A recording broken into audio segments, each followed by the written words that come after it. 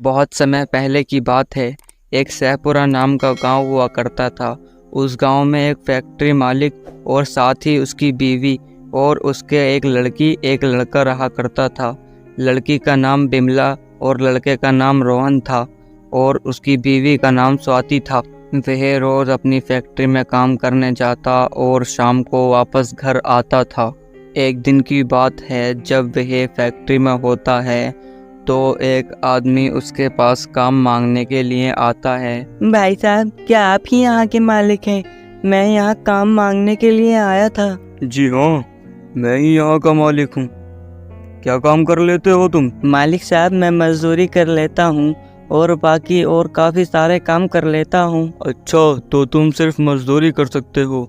ये बताओ, मशीनें वशीनें चला सकते हो? और सैलरी वैलरी कितनी लोगे ये बताओ? मालिक साहब, मशीनें मैंने पहले कभी तो नहीं चलाई हैं।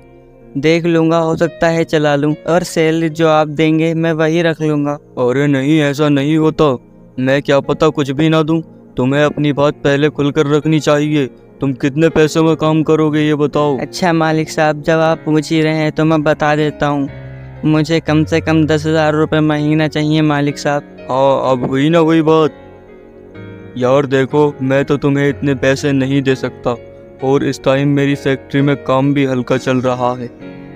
तुम ऐसा करो, कहीं और देख लो। अच्छा मालिक साहब, अगर पैसों में कोई दिक्कत हो तो बताओ, नहीं तो आप कह रहे हैं तो चलो मैं कहीं और ही देख लेता हूँ। अरे नहीं, पैसे देने में कोई दिक्कत नहीं है, लेकिन बस तुम कहीं और देख लो। फिर वह आदमी उस फैक्ट्री मालिक के पास से चला जाता है और फैक्ट्री मालिक सोचता है, यार क्या करूं, मैं रख तो लेता उसे, मगर मुझे बंदे की भी ज़रूरत है।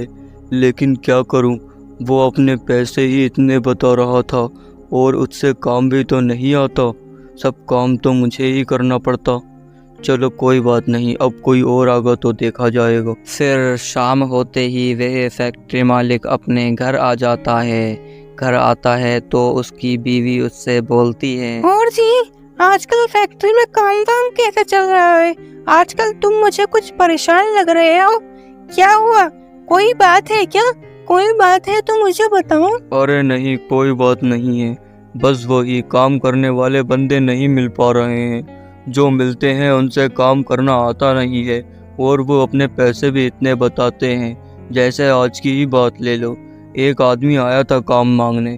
मैंने उससे पूछा कि पैसे कितने लेगा, तो वो बोला 10,000। मैंने बोला कि काम कितना आता है, मशीनें वशीनें चला लेगा या नहीं? तो बोला आज तक तो चला ही नहीं है, चला के देख लूँगा। इसका मतलब उससे चलेंगी ही नहीं, सारा काम मुझे ही करना पड़ता है, मैं क्या करूँ? अच्छा जी, आप कम मेहनत किया करो। कहीं आपकी तबीयत खराब हो गई तो हमारा क्या होगा? हमसे तो कुछ होगा भी नहीं। अरे हाँ, मैं ज़्यादा मेहनत नहीं करता हूँ, बस थोड़ी बहुत ही कर लेता हूँ। और अब जैसे ही कोई बंदा लग जाएगा तो फिर और भी कम करने लगूँगा।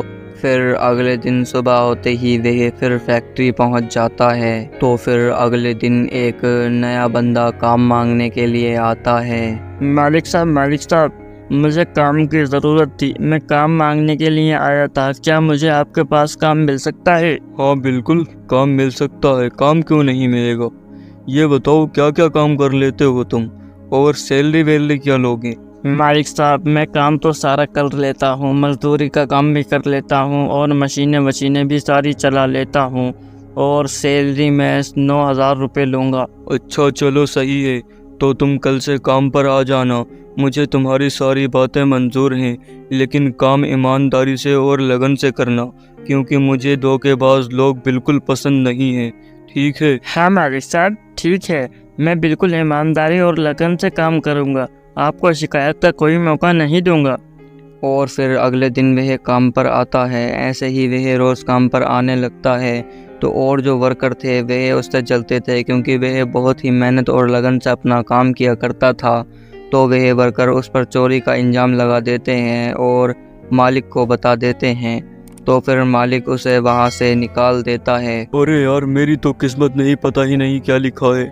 जैसे भी काम करने वाले आते हैं सब ऐसे ही आते हैं। पता नहीं ऐसे ऐसे लोग मुझे कहाँ से मिल जाते हैं।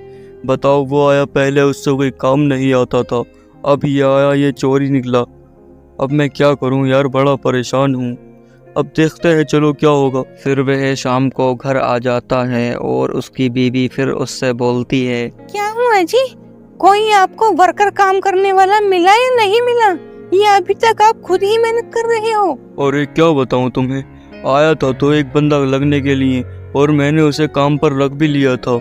उसने 2-4 दिन काम किया और उसकी नीयत बहक गई, वह फिर चोरी करने लगा। तो वर्करों को पता चला तो उन्होंने मुझसे कहा और मजबूरी में फिर उसे मुझे निकालना पड़ा। मैं क्या करूं बताओ तुम। चलो जी, कोई बात नहीं, लोग तो ऐसा करते ही हैं। अब वो चोर निकला तो क्या करें, उसकी भी कोई ना कोई मजबूरी रही होगी, नहीं तो वह ऐसा नहीं करता।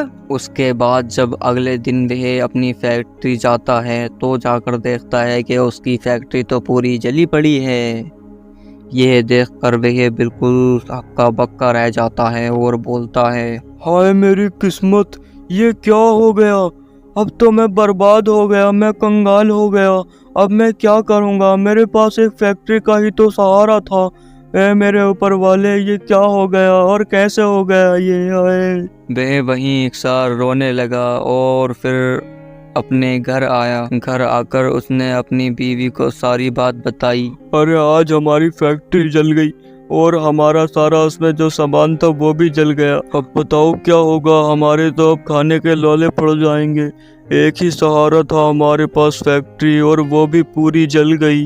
अब होगा तो होगा क्या, है मेरी किस्मत। हाँ जी, पता नहीं ये कैसे हो गया, हमारी पूरी फैक्ट्री जल गई। ये जरूर किसी न किसी ने आग लगाई होगी, नहीं तो ऐसे खुद ब खुद कैसे चल सकती है। अब क्या होगा। फिर ऐसे ही 2-3 दिन गुजरते हैं और तीसरे दिन जब उसकी बीवी उससे बोलती है, सुनो जी, घर में खाने के लिए कुछ भी नहीं है और हमारे पास पैसे भी नहीं है, जाओ तुम कहीं जाकर कुछ खाने का सामान ले आओ। फिर वह एक आदमी के पास जाता है और बोलता है, अरे भाई मैं बड़ा परेशान हूँ, मुझे क्या कुछ खाने के लिए मिल सकता है? अरे नहीं, हमारे पास कुछ नहीं है तुम्हें देने के लिए, पता नहीं भिखारी आ जाते हैं कहाँ कहाँ से, चलो जाओ यहाँ से। इतना कहकर वह उसे वहाँ से भगा देता है और फिर वह दूसरे आदमी के पास जाता है।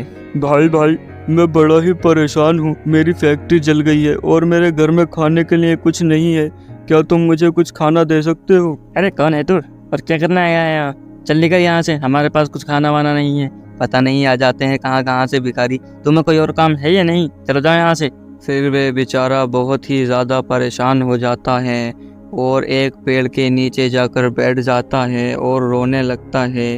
हे ऊपर वाले, ये तूने हमारे साथ क्या किया? एक समय तो हमारे पास सब कुछ था, हमारे पास फैक्ट्री भी थी और खाने को भी बहुत कुछ था। अब हमसे ऐसी क्या गलती हो गई ऊपर वाले, जो हमारे पास कुछ नहीं है?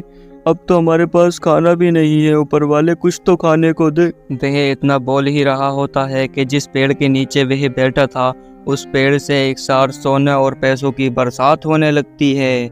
यह देखकर वह पूरा चौंक जाता है और बोलता है, और ये एकदम से इस पे इतने पैसे कैसे आ गए और इतने पैसे बरसने कैसे लगी? वीडियो पूरी देखने के लिए पार्ट 2 देखें।